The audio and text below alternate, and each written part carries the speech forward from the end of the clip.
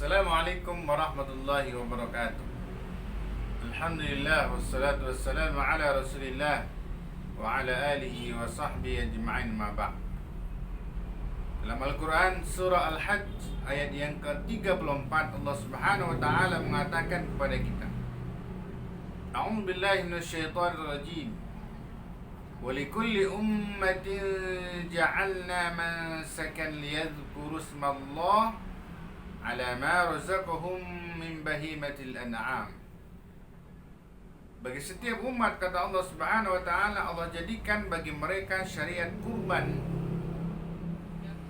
untuk mereka mengingat Allah Subhanahu wa taala terhadap apa yang Allah Subhanahu wa taala beri rezeki kepada mereka.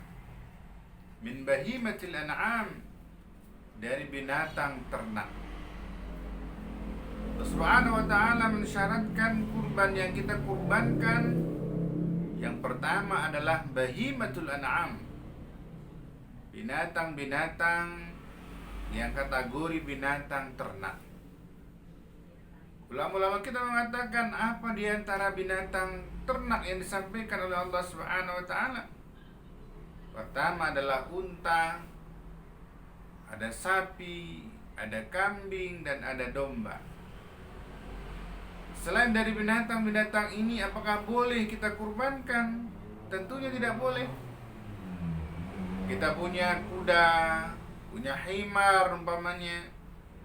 Allah Subhanahu wa taala mengatakan bahwa kuda dan himar itu bukan bagian dari binatang ternak, tapi litarkabuha wa zinah, supaya kalian menjadikan dianya sebagai tunggangan dan perhiasan bagi kalian semuanya. Hadirin hadirat yang dirahmati Allah Subhanahu wa taala. Ataukah binatang-binatang yang lain seperti rusa umpamanya, atau burung unta yang lebih besar daripada kambing, bolehkah kita korbankan binatang ini? Tidak. Karena ini bukan bagian dari binatang ternak yang disampaikan oleh Allah Subhanahu wa taala kepada kita di dalam Al-Qur'an.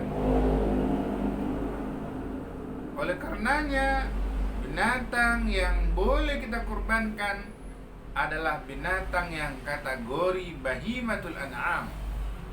Selain daripada itu, walaupun dia lebih besar jenisnya, lebih besar badannya, maka binatang-binatang yang lain daripada binatang ternak itu tidak boleh kita kurbankan. Yang kedua, binatang yang boleh dikurbankan tentunya adalah binatang yang salamah minal uyub, tidak ada cacatnya. Cacat yang dimaksud oleh Nabi sallallahu alaihi wasallam dalam beberapa hadisnya, di antaranya adalah binatang yang buta matanya, binatang yang pincang, binatang yang sangat kurus, binatang yang terpotong ekornya, dan lain-lain sebagainya. Ini adalah binatang-binatang yang tidak boleh kita kurbankan. Kalau masih ada binatang yang lain tentunya. Kenapa? Sebagai contoh umpamanya binatang yang sangat kurus, kalau itu kita korbankan, berarti akan hilang salah satu hikmah dari kurban itu sendiri.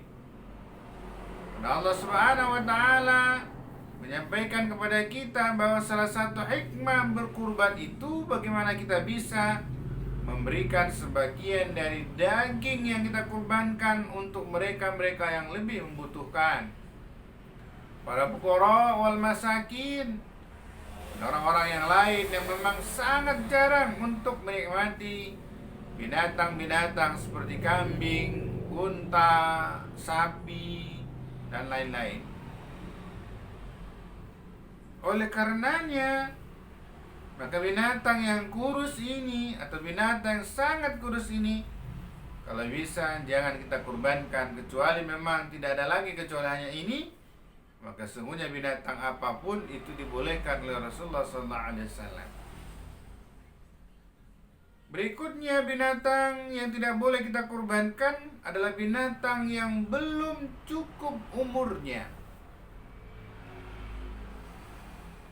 ulama-ulama kita mengatakan unta harus 5 tahun dan lebih dari 5 tahun.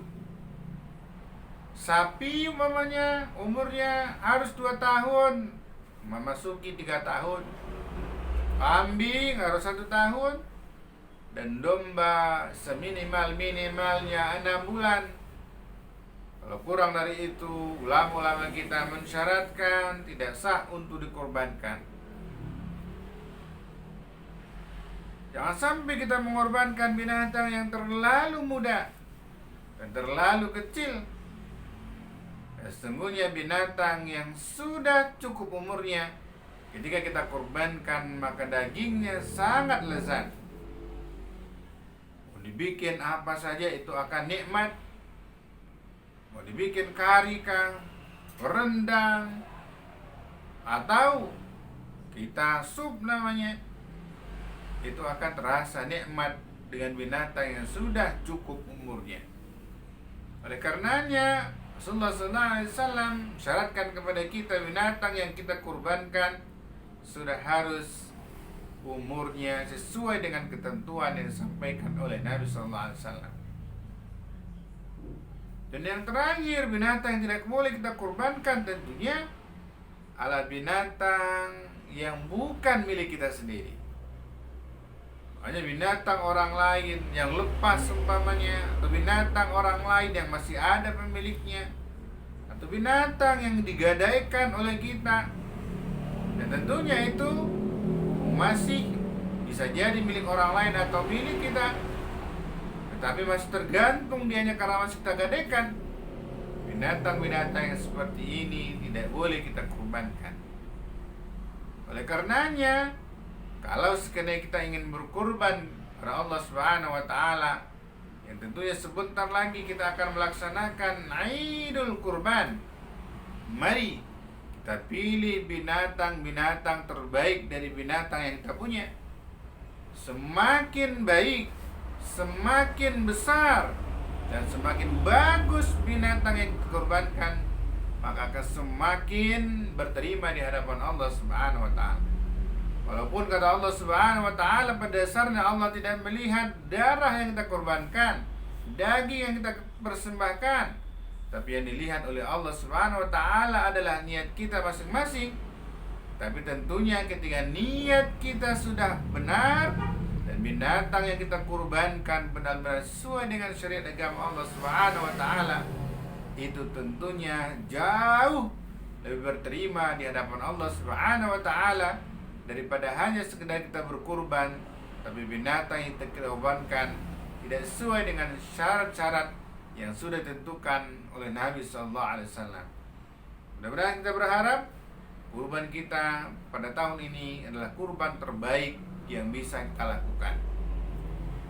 Moga-moga bermanfaat. Demikian, assalamualaikum warahmatullahi wabarakatuh.